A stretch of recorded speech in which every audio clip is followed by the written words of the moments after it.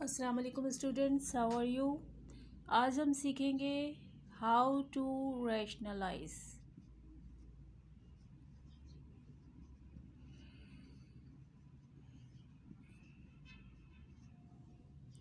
ठीक है, आज हम सीखेंगे, आज हमारा टॉपिक है रैशनलाइज करना, कि हम किस तरीके से रैशनलाइजिंग करते हैं।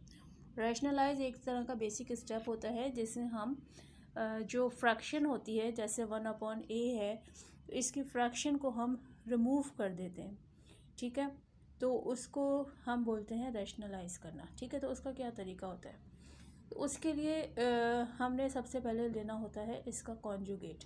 What is the meaning of conjugate. For example, अगर मेरे पास कोई सी भी टर्म गिवन है, फॉर एग्जांपल कोई एक्सप्रेशन है मेरे पास 2x+3।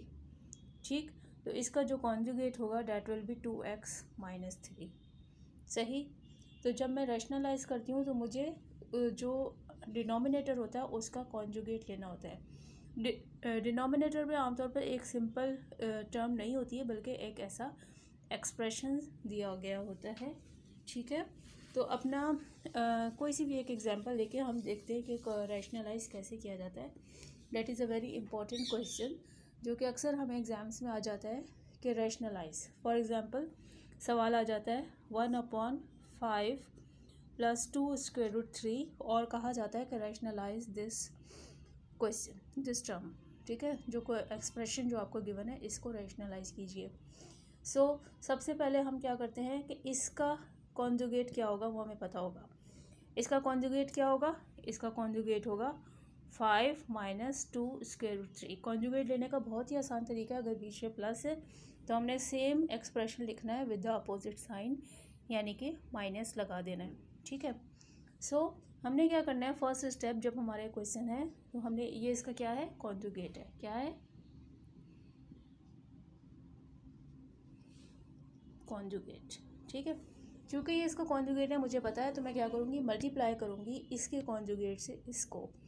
जब किसी भी मैथ के एक्सप्रेशन में हम अपने पास से कोई चीज़ लगाते हैं तो साथ ही हम हटाते भी हैं।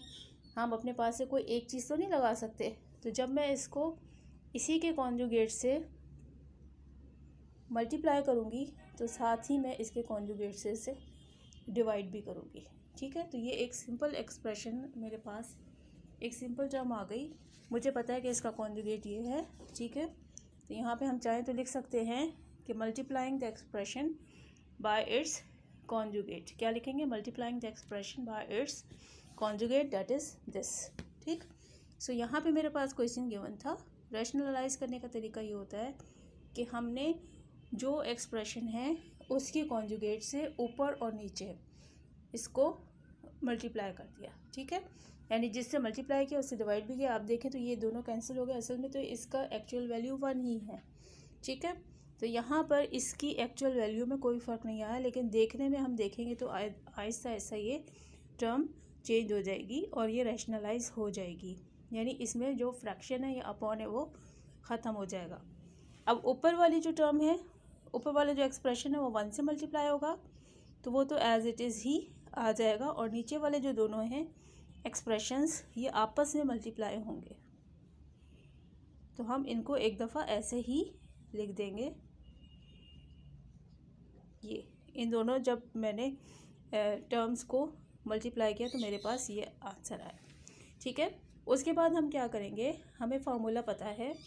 Using the formula a + b into a - b is equal to a² - b²। इस फार्मूले को यूज़ करते हुए मैं इन दोनों की मल्टीप्लिकेशन करूँगी। इसको मैं बाकायदा मल्टीप्लाई नहीं करूँगी, बल्कि मैं डायरेक्ट फार्मूला अप्लाई करते हुए इसका सलूशन निकाल लूँगी। ठीक है, ऊपर वाली टर्म को हमने ऐसे उतारना है और नीचे वाली जो है इसको हमने मल्टीप्लाई किया तो a + b into a - b किसके बराबर होता है, a² - b² के। ठीक है, तो हमने क्या किया, a मेरा यहाँ पे 5 है और b मेरा 2√3 है। ठीक है, a माने कंसीडर करें फर्स्ट टर्म और c को कंसीडर करें सेकंड टर्म। ठीक, तो यहाँ पर मेरे पास आंसर आ जाएगा 25 माइनस, अब 2 स्क्वायर रूट 3 का होल स्क्वायर अगर हमें नहीं मालूम कि कैसे मालूम करेंगे, तो आप यहाँ पे रफ वर्क में आके इसको ऐसे देखें। तो जब मैं स्क्वायर इस पर अप्लाई करती हूँ तो 2 के ऊपर स्क्वायर आएगा, डेट इज़ 4, और जब 3 के ऊपर स्क्वायर अप्लाई होगा तो 4 3 ज़ा क्या होता है 12, सॉरी, जब ये स्क्वायर रूट के ऊपर जब स्क्वायर अप्लाई होगा तो आंसर आएगा 3, ठीक है। तो ये 3 रह जाएगा और ये 4 बन जाएगा, और 4 3 ज़ा क्या होता है 12। तो यानी कि इसको जब मैं खोलूँगी स्क्वायर रूट तो मेरे पास आंसर आएगा 12, ठीक है।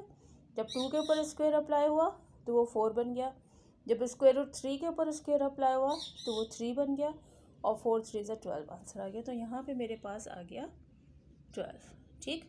और इसको जब मैं मज़ीद सॉल्व करूँगी तो ये मेरे पास 12 में से जब 25 में से 12 माइनस करेंगे तो मेरे पास आंसर नीचे 13 बचेगा।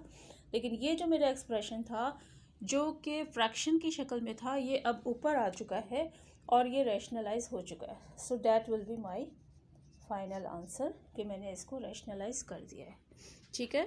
So this is your final look of the question, ठीक है। इस तरीके से हमने इसको सॉल्व करना है, फार्मूले का रेफरेंस देना है कि कहाँ फार्मूला अप्लाई किया, ठीक। सबसे पहले क्वेश्चन लिखा, फिर उसको हमने ऊपर नीचे उसी के कॉन्जुगेट से मल्टीप्लाई किया, ठीक है। और यहाँ पे लिखेंगे multiplying the expression with it's by it's conjugate, ठीक। और उसके बाद यहाँ पे ऊपर वाली टर्म्स आपस से मल्टीप्लाई हुई, नीचे वाली टर्म्स आपस से मल्टीप्लाई हुई, फार्मूला अप्लाई किया ए स्क्वायर माइनस बी स्क्वायर, और यहाँ पे इसको सॉल्व कर दिया, और सॉल्व करने के बाद हमारे पास ये आंसर आ गया, ठीक।